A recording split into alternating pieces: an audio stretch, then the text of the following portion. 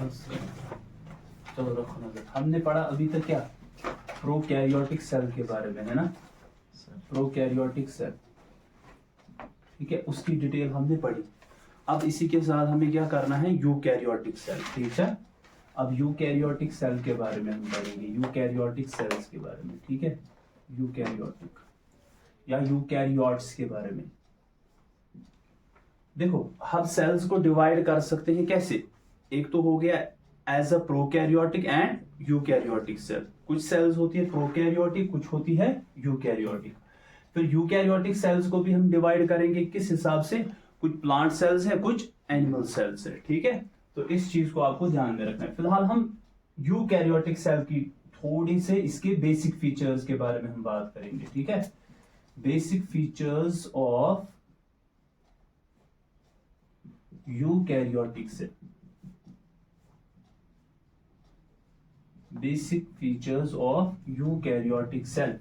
Eukaryotic cell के अंदर क्या क्या चीजें पाई जाती है, ठीक है, क्या बेसिक फीचर्स इसके अंदर है, ठीक है। देखो इधर हमने क्या देखा था प्रोकैरियोटिक में, प्रोकैरियोट्स के अंदर हमने क्या देखा, प्रोकैरियोट्स में कौन आता है, मुनेरा सिर्फ। इधर कौन कौन आएगा, इधर बाकी जो 4 किंगडम्स है वो 4 इधर आएंगे, ठीक है। तो जैसे उसमें क्या क्या आएगा, प्रोटिस्टा, फिर फंजाई, फिर प्लांटे, फिर एनिमेलिया। तो ये सब के अंदर कौन सी सेल्स होती है, यूकैरियोटिक सेल्स, ठीक है। तो पहला पॉइंट हम लिखेंगे ऐसे, eukaryotic cells are found in, किस किस के अंदर, प्रोटिस्टस, फिर फंजाई और plants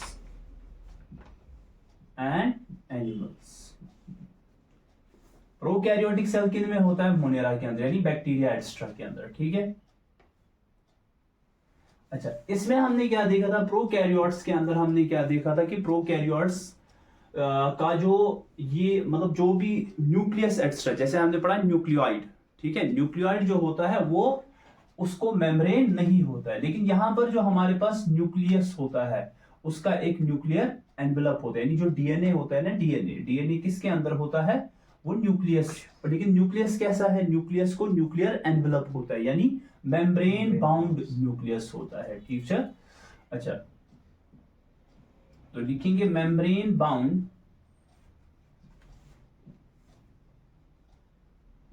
nucleus is present,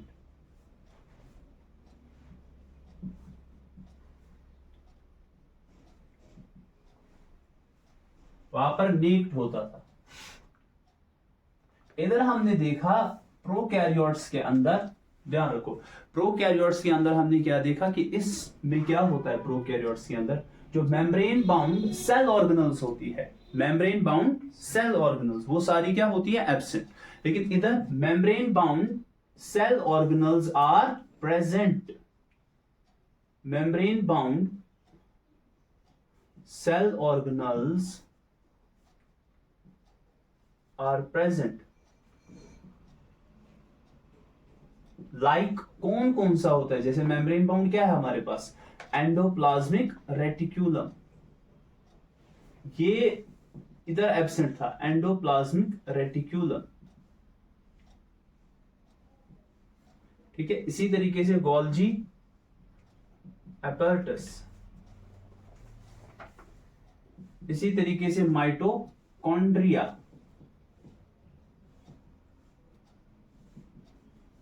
and plastids extra, ठीक है। ये सारी मेम्ब्रेन बाउंड सेल ऑर्गेनल्स किसमें पाई जाती है, ये पाई जाती है यूकैरियोट्स के अंदर, ये प्रोकैरियोट्स के अंदर नहीं पाई जाती है। देखो एक और पॉइंट है, इसका जो साइज होता है वो साइज हम पढ़ चुके हैं, इनका साइज कितना होता है, इनका साइज कितना होता है। लेकिन अगर हम कंपैरेटिवली देखेंगे प्रोकैरियोट सेल और यूकैरियोट सेल को, तो यूकैरियोट्स का जो साइज होता है लार्जर होता है, क्या होता है, larger in size, these cells are larger in size than prokaryotes or prokaryotic cells, इनका जो साइज होता है वो ज्यादा होता है। ठीक है, एक और चीज देखो, अगर हम प्रोकैरियोट सेल की बात करेंगे, प्रोकैरियोट सेल क्या है, एक ऐसे हमारे पास एक सेल होती है और इधर मानो इसका ये डीएनए है, ठीक है, तो इधर ही सारे काम होते हैं। किधर, ये एक कंपार्टमेंट है। असल में सेल क्या होती है, सेल एक कंपार्टमेंट होती है, सेल एक कंपार्टमेंट है। अब ये कंपार्टमेंट के अंदर क्या हो रहा है, इधर ही सारे के सारे काम हो रहे हैं।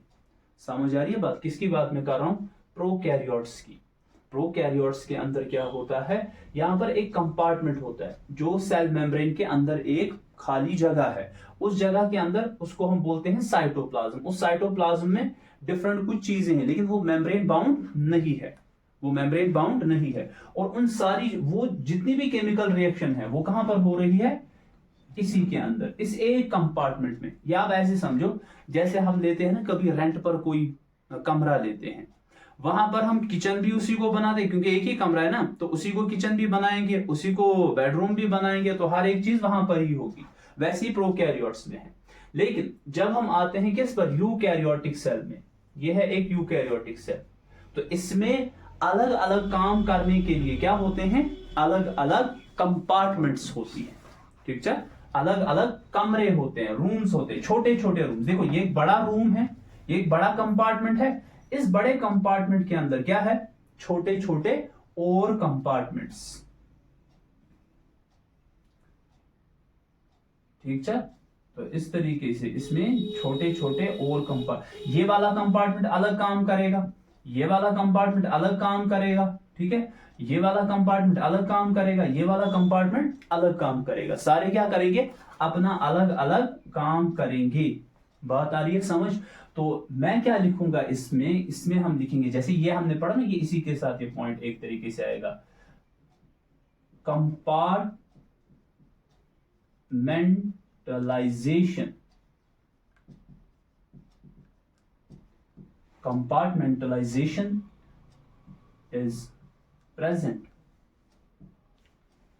कंपार्टमेंटलाइजेशन यहां पर, यानी यहां पर हर एक काम के लिए अलग अलग छोटे छोटे कमरे हैं, कंपार्टमेंट्स हैं। उन्हीं कंपार्टमेंट्स को हम क्या बोलते हैं, मेम्ब्रेन बाउंड सेल ऑर्गेनल्स। वही कंपार्टमेंट्स क्या है, membrane bound cell organelles. Cell organelle means क्या होता है, एक बड़ी सी एक सेल है, उसके छोटे छोटे और ऑर्गन्स है। ठीक है, तो वो क्या करेंगे, वो अपना अपना सारे अपना अपना काम करते जाएंगे। ठीक है, तो ये कुछ बेसिक डिफरेंस है और ये कुछ बेसिक फीचर्स है। बेसिक डिफरेंस भी अगर हम प्रोकैरियोट के मुकाबले में देंगे ना, तो ये क्या बनेगा, ये डिफरेंस बनेगा, यही पॉइंट्स डिफरेंट बनेंगे। वहां पर हम क्या लिख सकते हैं, इधर क्या लिख सकते हैं, कंपार्टमेंटलाइजेशन इज एब्सेंट।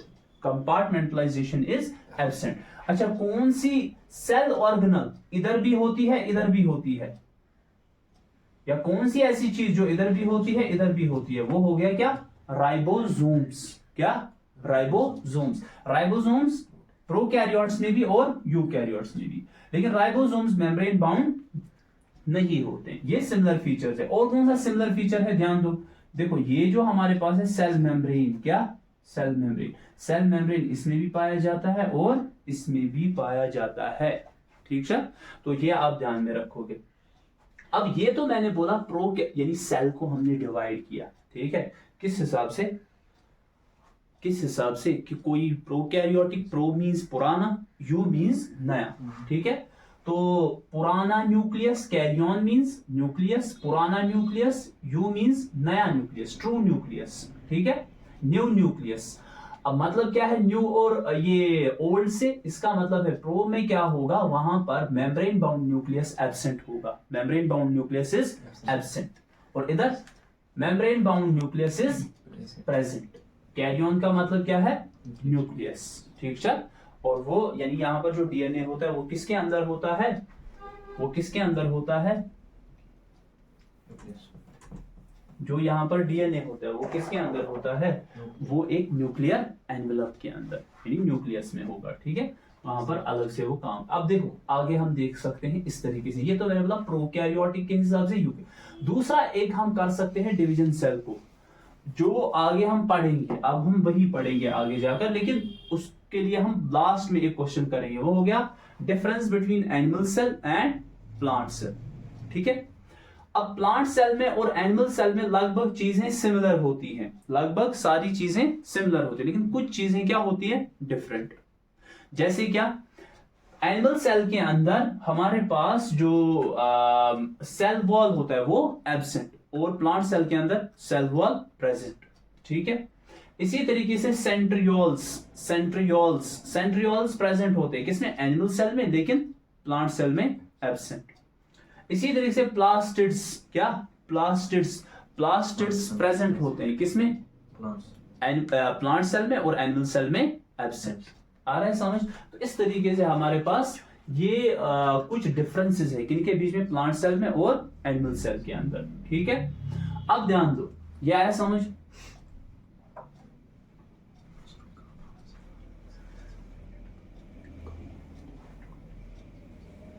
अब हम आएंगे यूकैरियोटिक सेल की, हम पढ़ेंगे डिटेल। क्या पढ़ेंगे, detail.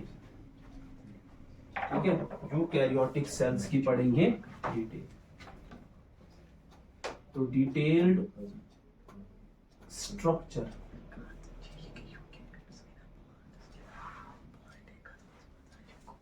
Of eukaryotic cell.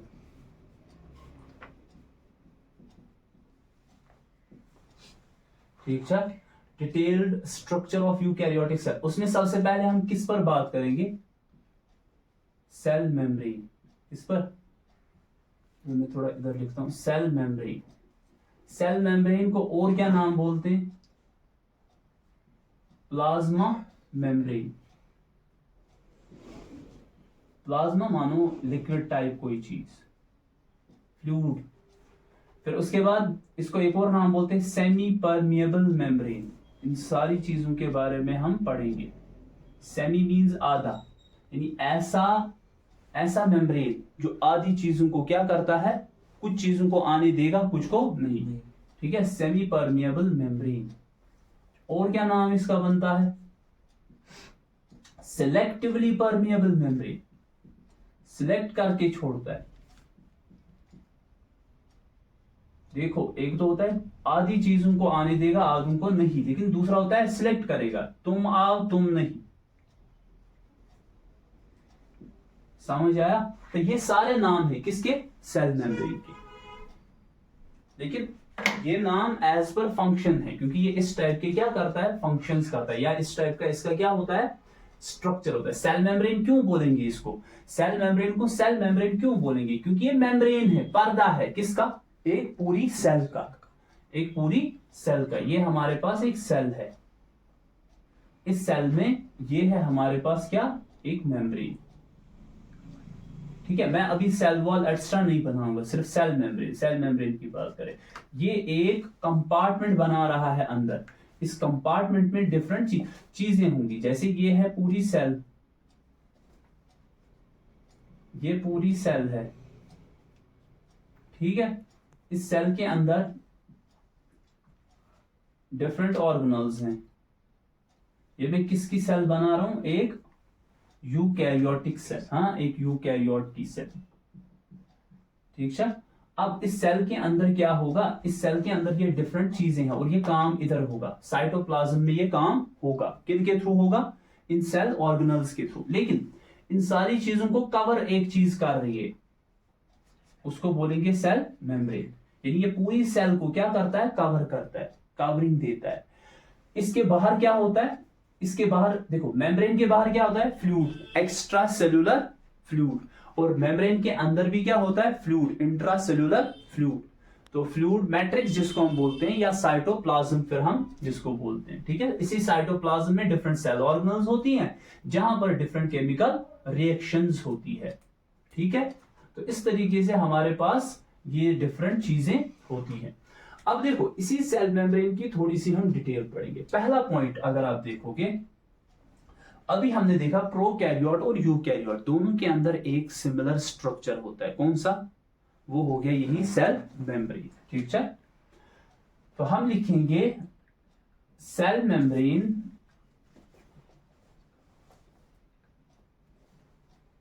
Is similar, same होता है, both in prokaryotes and eukaryotes and eukaryotes. आ रहा है समझ? तो ये सेल मेम्ब्रेन जो होता है ये प्रोकैरियोट्स में भी होता है और यूकैरियोट्स में भी होता है। ठीक है, ध्यान देना। अब हमारे पास क्या था स्टार्टिंग में, हमारे पास क्या होता था, ध्यान दो। स्टार्टिंग में क्या होता था हमारे पास, लाइट माइक्रोस्कोप। क्या होता था? Light microscope. अब लाइट माइक्रोस्कोप के जरिए से ये जो सेल की डिटेल है, यानी अंदर कौन कौन सी चीजें, यानी हमें बाहर से दिखता था हाँ ये कोई कंपार्टमेंट है, ठीक है, उस कंपार्टमेंट में कुछ चीजें हैं, लेकिन उन चीजों की डिटेल, वो कैसे स्ट्रक्चर्स हैं, क्या है, या ये सेल मेम्ब्रेन कैसा है, ठीक है, मैं ऐसे समझाऊंगा। देखो मानो ये एक सेल है, ठीक है, ये इसकी क्या है, सेल मेम्ब्रेन। तो स्टार्टिंग में जब देखा गया एक मतलब लाइट माइक्रोस्कोप से इस सेल मेम्ब्रेन को जब देखा गया, मानो इतना वाला हिस्सा हम लेंगे, कुछ हिस्सा इस सेल मेम्ब्रेन में से, कुछ हिस्सा इस सेल मेम्ब्रेन में से, मानो ये वाला हिस्सा हम लेंगे, इसको अब हमने स्टडी करना किया, किससे? लाइट माइक्रोस्कोप से। तो वहां पर क्या दिखाई दिया, वहां पर इसके बदले में क्या दिखाई दिया, ये थोड़ा जूम हमने किया और ये जूम होके हमें ऐसा मिला, ये लाइट माइक्रोस्कोप के जरिए से ये जूम होके हमें कुछ ऐसा मिला, एक लेयर एक मिली, क्या मिली? लेयर। इस तरीके का कुछ स्ट्रक्चर होता है, जैसे मोबाइल फोन से नहीं करते हैं, जूम करते हैं चीजों को, ठीक है। तो हमें पहले अगर वो बिल्कुल पतला दिख रहा था, अब वो क्या दिखेगा, थोड़ा मोटा दिखेगा। आ रहा है समझ? ये मैं बोल रहा हूँ ये सेल मेम्ब्रेन, पूरी सेल मेम्ब्रेन, इसका थोड़ा सा पार्ट लिया और इसको हमने लाइट माइक्रोस्कोप के अंदर स्टडी किया, तो हमें क्या मिला, थोड़ा सा पार्ट मिला, ठीक है। लेकिन फिर क्या किया, फिर आया एक नया माइक्रोस्कोप, उसकी डिस्कवरी हुई, तो डिस्कवरी इन्वेंशन हुई, ठीक है। तो उसको हम बोलते हैं क्या, इलेक्ट्रॉन माइक्रोस्कोप। तो इलेक्ट्रॉन माइक्रोस्कोप ने क्या दिखाया, उसने हमें इस मेम्ब्रेन का पूरा स्ट्रक्चर, ये कैसा क्या होता है, इस तरीके से।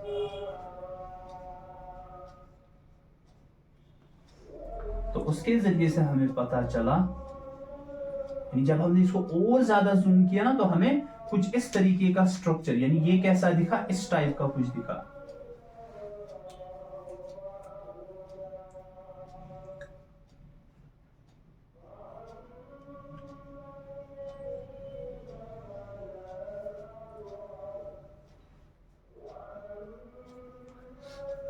आया समझ? तो स्टार्टिंग में क्या था, देखो स्टार्टिंग में क्या था, ये विजिबल लाइट माइक्रोस्कोप के अंदर नहीं होता था, ठीक है। तो ध्यान दो, लेकिन जब हमने ये डिटेल स्ट्रक्चर स्टडी किया, ये कब हुआ, इलेक्ट्रॉन माइक्रोस्कोप कब हुआ, ये इन्वेंट वो हो गया 1950 में, हाँ 50s में, 1950s के अंदर, ठीक है। तो ये ध्यान रखोगे। फिर क्या हुआ, कुछ साइंटिस्ट ने, उन्होंने क्या किया, उन्होंने एक आरबीसी को, किसको, आरबीसी यानी रेड ब्लड सेल को, किसको, रेड ब्लड सेल के स्ट्रक्चर को स्टडी करना स्टार्ट किया। ये होती है बाइकॉन्केव, ये आरबीसी है, क्या है, आरबीसी। ये मैंने जो ये दो खाने बनाए ये होते हैं, क्योंकि ये सेल क्या होती है, बाइकॉन्केव सेल, ठीक है। इसकी स्टडी स्टार्टिंग में की, समझ आ रहा है? तो ये आरबीसी की जब स्टडी की गई, तो वहां से हमें इसका स्ट्रक्चर थोड़ा सा पता लगा, यानी इसकी क्या की गई, केमिकल एनालिसिस, क्या की गई, केमिकल एनालिसिस, ठीक है। तो इसके छोटे छोटे टुकड़े देखेंगे। अच्छा, इसी को क्यों लिया, आरबीसी को क्यों लिया? देखो आरबीसी के अंदर ये न्यूक्लियस एक्स्ट्रा नहीं होता है। अब जब इसके मेम्ब्रेन को, अब जब इसके, यानी ये क्वेश्चन एक आ सकता है, ये क्वेश्चन आ सकता है कि आरबीसी को ही क्यों लिया, इसी की, क्योंकि इसमें ये मेम्ब्रेन है, ठीक है, ये यूकैरियोटिक सेल है। अब इस यूकैरियोटिक सेल की मेम्ब्रेन को हमें स्टडी करना है। मानो अगर इसमें कोई और ये सेल ऑर्गेनल्स भी होती, मानो इसमें ये न्यूक्लियस एक्स्ट्रा होता है, न्यूक्लियस का भी जो मेम्ब्रेन है वो इसी टाइप की होती है।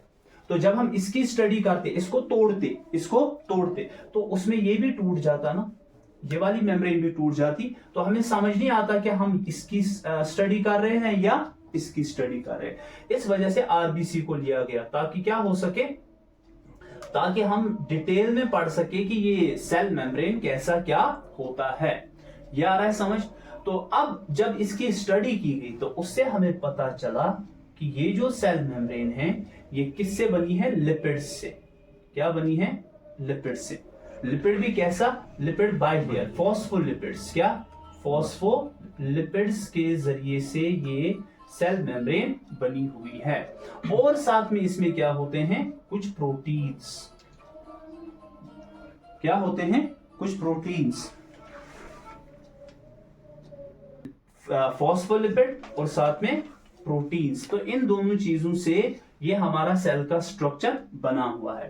क्लियर है इतना? देखो इसकी जो स्टडी की थी गॉटर एंड ग्रैंडल, ये साइंटिस्ट है, ठीक है, जिन्होंने ह्यूमन आरबीसी के बारे में पढ़ा, इसकी केमिकल एनालिसिस की, आरबीसी के बारे में इसकी केमिकल एनालिसिस करके क्या किया, फिर हमने समझाया कि इसका स्ट्रक्चर किस टाइप से क्या होगा, ठीक है। उसमें इन्होंने दो चीजें बोली, एक तो इसमें क्या है लिपिड्स और क्या है प्रोटीन्स। अब ये लिपिड्स कैसे क्या है उनके बारे में थोड़ा थोड़ा हम जानेंगे, ठीक है, तो ध्यान दो।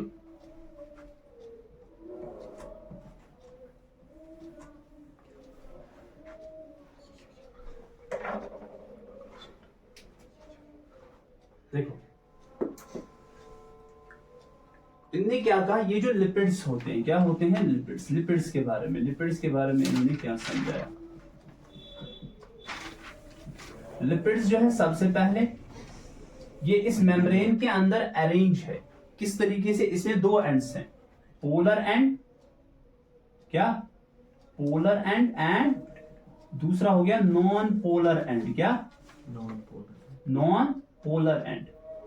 समझ आया? जो इसमें ये लिपिड्स हैं, ये लिपिड्स कैसे हैं, फॉस्फोलिपिड्स, क्या है फॉस्फोलिपिड्स, समझो फॉस्फोलिपिड्स, फॉस्फेट के, और उसमें भी वो होता है लेसिथिन, क्या लेसिथिन, ठीक है। तो इसमें पोलर एंड एक है और दूसरा नॉन पोलर एंड है। अब ये जो पोलर एंड है, ये पोलर एंड कैसा है, दैट इज हाइड्रोफिलिक, समझ आ रहा है, ये हाइड्रोफिलिक है। हाइड्रोफिलिक साथ में ये आउटर साइड से है, यानी ये आउटर साइड से है, इस तरीके से, ये जो मैंने बोला था ना अभी, ये वाला पार्ट, ठीक है। तो दिस पार्ट इज हाइड्रोफिलिक। तो चलो हम ऐसे बनाएंगे इधर, ये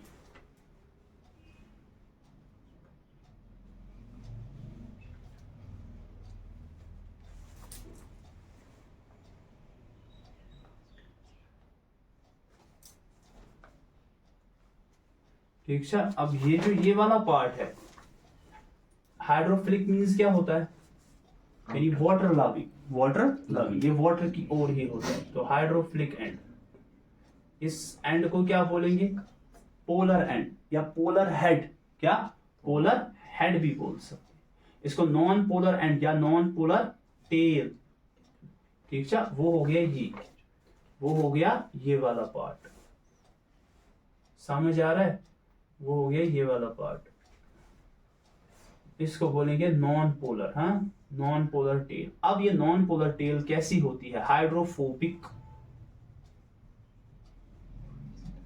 वाटर से दूर, लेकिन ये किस साइड से, इनर साइड। देखो अब ये वाले पार्ट्स हैं, यानी जिनको हम हाइड्रोफोबिक पार्ट्स बोल रहे हैं, ठीक है। तो ये क्या है, यहां से भी एक, यहां से भी एक, अब ये बीच में आ गए ना, तो ये वाटर से क्या कर रहे हैं, दूर भाग रहे हैं, ठीक है। अब ये देखो, जब हम ये मैं ऐसे दिखा रहा हूं ना, इसका मतलब इधर है थोड़ा सा, लेकिन ये ऐसे होता है ना, पूरा एक सर्कल में होता है, ठीक है, सर्कल में होगा, या ऐसे पूरा एक कंपार्टमेंट टाइप बनेगा, ऐसे इस तरीके से, यानी ये इस तरीके से कुछ है।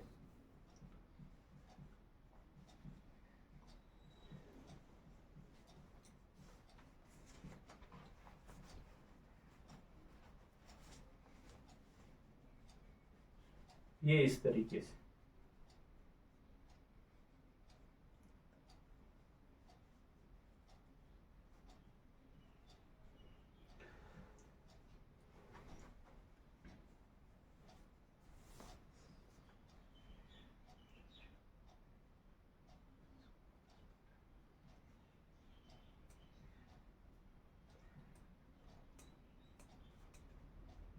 ये देखो, फिर इधर से भी आएगा एक और, देखो मैं समझा तो ये बात बहुत गौर से सुनना। देखो होता क्या है, चाहे अंदर से या बाहर वाले साइड से, एक्स्ट्रा सेल्यूलर या इंट्रा सेल्यूलर, इन एक्स्ट्रा सेलुलर में या इंट्रा सेलुलर में क्या पाया जाता है? फ्लूइड। क्या पाया जाता है? फ्लूइड। चलो रखो ध्यान, देखो तो ये इस तरीके से होगा जुड़ा हुआ, ठीक है।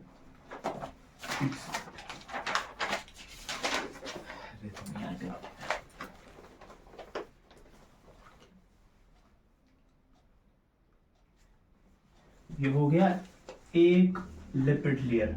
अब दूसरी लिपिड लेयर जो है, दूसरी भी लिपिड लेयर होगी ना, ध्यान दो ऐसे इस तरीके से। असल में ये ऐसे होता है जब हम ये दिखाते हैं ना, ये वाला पार्ट, ये सिर्फ थोड़ा सा पार्ट होता है, ठीक है। असल में ये ऐसे चारों साइड से होती है ये लेयर पूरी, जो हम कभी कभी समझ नहीं पाते, इसलिए इसको अच्छे तरीके से समझने की कोशिश करो मैं बोल क्या रहा हूं।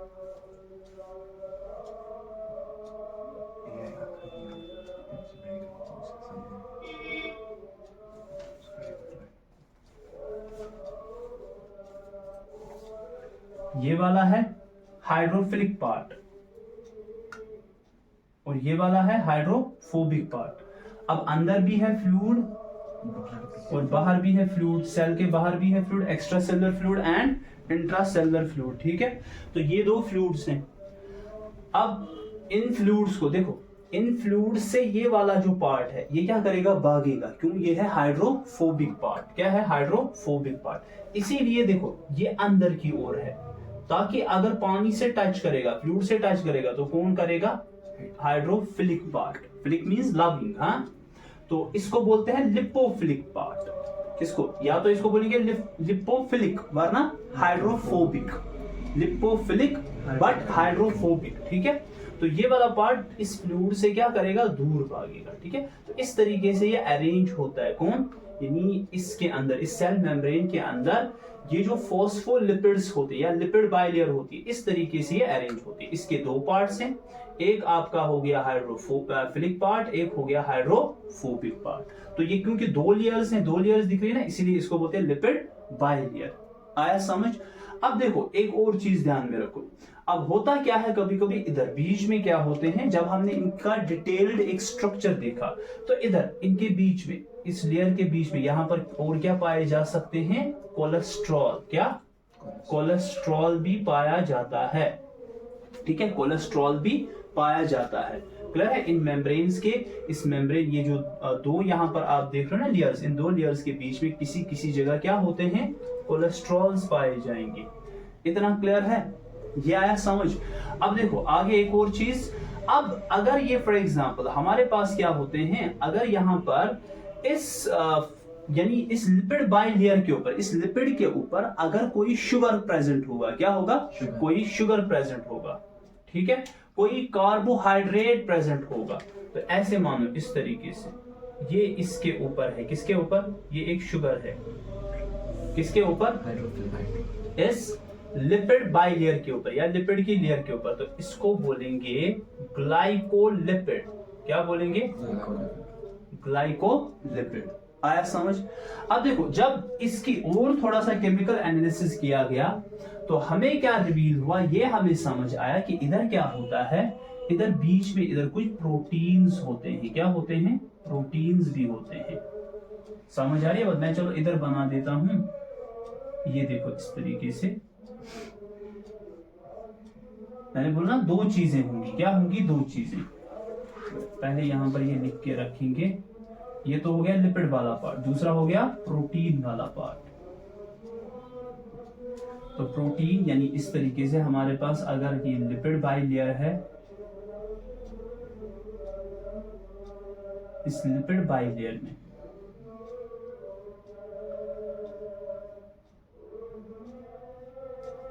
यहां पर क्या होते हैं? प्रोटीन्स। इन लिपिड बाइलेयर के बीच में, इन लिपिड्स के बीच में क्या होते हैं? प्रोटीन्स भी प्रेजेंट होते हैं। जब इस आरबीसी की, जो मैंने अभी बोला था, आरबीसी की जब एनालिसिस की गई तो वहां से हमें क्या मिला कि इसके मेम्ब्रेन में और क्या है? डिफरेंट प्रोटीन्स पाए जाते हैं, ठीक है। समझ आ रही है ये बात? तो इनके बीच में क्या पाए जाते हैं? प्रोटीन्स पाए जाते हैं। मानो इस तरीके से भी एक, ठीक है, तो डिफरेंट टाइप के प्रोटीन्स यहाँ पर पाए जाते हैं, इतना क्लियर है। अब लेकिन जो ये रेशो है किसका, लिपिड का और प्रोटीन का, यानी कितना प्रोटीन होगा कितना लिपिड होगा, कितना लिपिड वाला पार्ट होगा, कितना प्रोटीन वाला पार्ट होगा, ये डिफर करता है, ये वैरी करता है डिफरेंट सेल्स के अंदर। लेकिन जो आरबीसी के अंदर देखा गया, ठीक है, जो हमने आरबीसी के अंदर देखा, तो इसमें पहले हम लिखेंगे इट ऑल्सो कंसिस्ट्स ऑफ, किसकी बात मैं कर रहा हूं, सेल मेम्ब्रेन की, प्रोटीन्स एंड कार्बोहाइड्रेट्स, कुछ प्रोटीन्स, कार्बोहाइड्रेट यही हुआ ना शुगर, इसीलिए इसको बोला क्या, ग्लाइकोलिपिड। और इसी तरीके से दूसरा जो इनका ratio varies, ratio of lipid and proteins vary, वो क्या करता है, वैरी करता है। तीसरा पॉइंट, जब आरबीसी के अंदर देखा ना ये रेशो, जब आरबीसी के अंदर ये रेशो देखा, किसका रेशो, लिपिड कितना है और प्रोटीन्स कितने हैं, तो वहां पर क्या मिला, वहां पर हमें ये मिला कि ये जो लिपिड होता है, लिपिड वाला पार्ट, तो लिपिड वाला पार्ट कितना है हमारे पास, वो है 40% लगभग, कितना 40%, और जो प्रोटीन्स है वो है 52%, और जो बाकी चीजें हैं वो हो गए 8%। ये पहले लिख लेना प्रोटीन वाला, क्योंकि प्रोटीन है ना ज्यादा, फिर लिखना लिपिड 40%, तो ये याद रखना है। तो आरबीसी में जब देखा गया कि उसमें लिपिड कितना है 40% और प्रोटीन्स कितने हैं 52%, और बाकी चीजें जो है वो है 8%, ठीक है। लेकिन ये क्या कर सकता है, ये वेरी कर सकता है। ये हमें कब पता लगा, जब हमने इसका पूरा एक केमिकल एनालिसिस किया। ये आया समझ। अब ध्यान दो, तो ये तो हो गया, मैं ये समझा रहा हूं जो हमारे पास ये जो सेल मेम्ब्रेन है, ये जो सेल मेम्ब्रेन है, ये सेल मेम्ब्रेन देखो, जैसे न्यूक्लियस का जो मेम्ब्रेन है ना, जिसको न्यूक्लियर एनवेलप बोलते हैं, उसका भी स्ट्रक्चर यही होगा, उसका भी स्ट्रक्चर यही होगा। आ रहा है समझ। माइटोकॉन्ड्रिया को भी अपना मेम्ब्रेन है, तो उसका भी स्ट्रक्चर यही होगा। तो मतलब क्या हुआ, अगर आप ये सेल मेम्ब्रेन का स्ट्रक्चर समझ रहे हो, तो इसका मतलब हो गया कि आपको इनके मेम्ब्रेन्स के स्ट्रक्चर स्टडी अलग से करने की जरूरत नहीं है। आया समझ। तो इसलिए ध्यान दो इसको, ठीक है। तो ये आया समझ। तो दो पार्ट्स हैं, एक है लिपिड वाला पार्ट, एक है प्रोटीन वाला पार्ट। लिपिड कौन सा लिपिड है, फॉस्फोलिपिड। कितनी लेयर्स है, 2 लेयर्स है। इस लिपिड में 2 एंड्स होते हैं, हाइड्रोफिलिक एंड हाइड्रोफोबिक। हम बोल सकते हैं polar head and non polar tail and, ठीक है। अच्छा, इनके बीच में, इन मेम्ब्रेन्स के बीच में, इन लिपिड बाइलेयर के बीच में और क्या होता है, कोलेस्ट्रॉल्स होते हैं। क्या होते हैं, कोलेस्ट्रॉल्स प्रेजेंट होते हैं। और इनके बीच में क्या होंगे, प्रोटीन्स होंगे। लेकिन प्रोटीन्स देखो, प्रोटीन्स सिर्फ बीच में नहीं होते हैं, सिर्फ बीच में नहीं होते। इसके लिए हम एक टॉपिक एक करेंगे, देखो ध्यान दो। उस टॉपिक को हम क्या लिखेंगे, प्रोटीन्स के टाइप्स। क्या types of proteins, types of proteins. इस सेल मेम्ब्रेन में टाइप्स ऑफ प्रोटीन्स या classification of proteins, classification of proteins on the basis of ease of extraction। किसकी बेस पर, कि हम किसी प्रोटीन को कितना इजीली अलग कर सकते हैं, निकाल सकते हैं। देखो ये ऐसे समझिएगा, पहले हम बनाएंगे इधर स्ट्रक्चर, पहले हम इस लिपिड बाइलेयर का स्ट्रक्चर बनाएंगे इधर।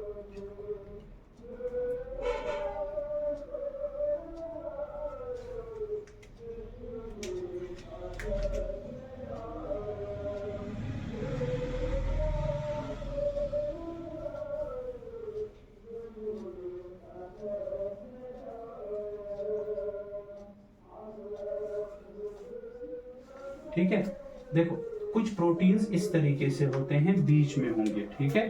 कुछ प्रोटीन्स इधर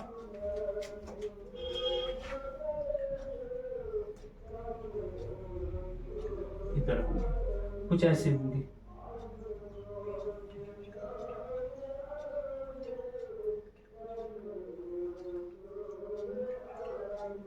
समझ आ रही है बात। ये पूरी लेयर ऐसे है, इस तरीके से, मैंने एक जगह मानो एक टुकड़ा लिया इसका, और यहाँ पर कुछ प्रोटीन्स है, इधर प्रोटीन्स है, इधर प्रोटीन्स है, इधर प्रोटीन्स है, ठीक है। इधर मैंने अभी बोला था, इसको क्या बोलेंगे, ये अगर शुगर अटैच होगा लिपिड के साथ, इसको क्या बोलेंगे, ग्लाइकोलिपिड, ठीक है। अगर इसके साथ शुगर प्रेजेंट होगा तो इसको क्या बोलेंगे, बोलो फिर जरा, इसी से नाम निकालो, ग्लाइकोप्रोटीन। आया समझ, इसको क्या बोलेंगे, ग्लाइकोप्रोटीन, ठीक है। इधर क्या होते हैं, कुछ हमारे पास इस तरीके से और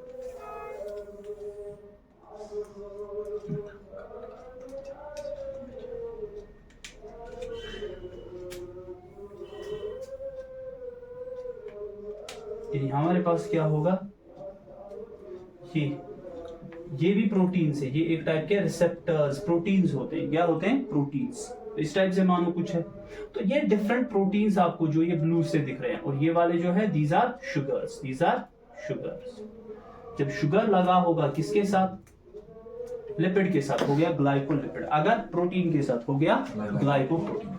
अब लेकिन जरा मुझे बोलो, ये वाला प्रोटीन इजीली अपनी जगह से हटाना है, मतलब हमें इजी होगा या ये वाला इजी होगा, किसको हटाना इजी होगा, ऊपर वाले को या इसको, बीच वाले को, हाँ ऊपर वाले को, यानी ये या ये वाला।